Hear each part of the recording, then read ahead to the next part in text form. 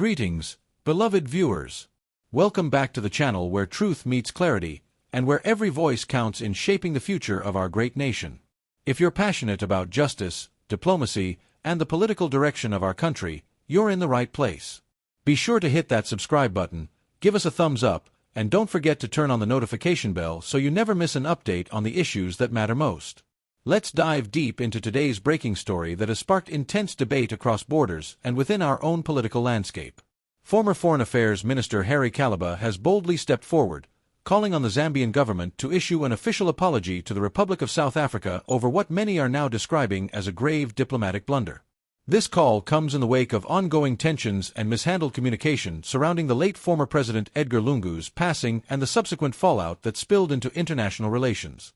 Kalaba's voice, respected for its firm grounding in diplomacy and Pan-Africanism, has added a significant weight to a growing chorus demanding accountability and maturity from those in power.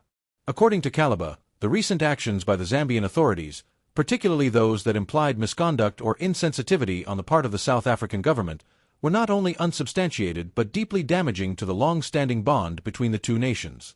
South Africa, he reminded the public, has stood with Zambia through thick and thin, from the apartheid era to the liberation movements, and any slight towards such a crucial ally must be taken seriously and corrected with humility and statesmanship. The alleged blunder centers around conflicting reports and political rhetoric regarding the handling of the late President Lungu's remains and the involvement of South African authorities in decisions around his temporary holding in their territory. Initial comments from some quarters of the Zambian leadership were perceived as accusatory, suggesting interference or a lack of cooperation from South Africa. This, Kalaba argued, was a gross mischaracterization of events and one that lacked the diplomatic restraint expected from a nation that considers itself a beacon of peace and unity in the region. What Kalaba seems to be calling for is not just an apology, but a reset, a recommitment to diplomacy over drama, cooperation over confrontation. He warned that failure to mend these diplomatic fences could have far-reaching consequences, not just in bilateral relations but also in trade, regional cooperation, and the perception of Zambia on the global stage. The former minister emphasized that diplomacy is not about ego, but about preserving relationships even in the face of national grief and political heat.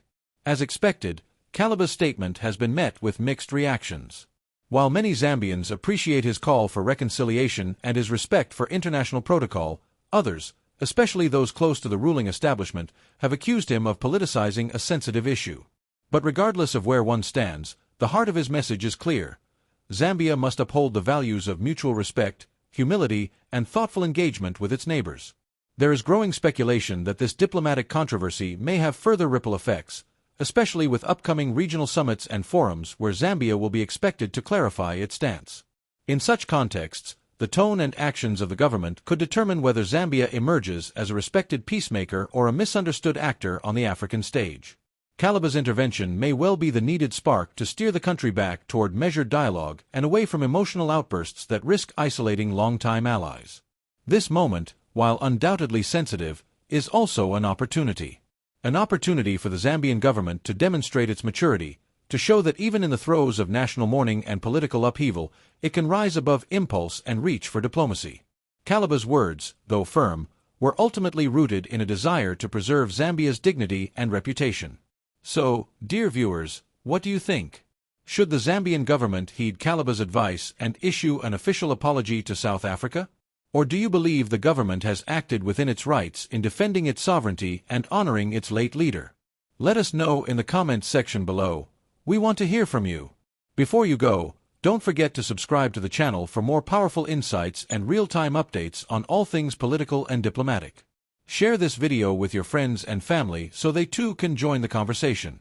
Until next time, stay informed, stay engaged, and above all, stay hopeful.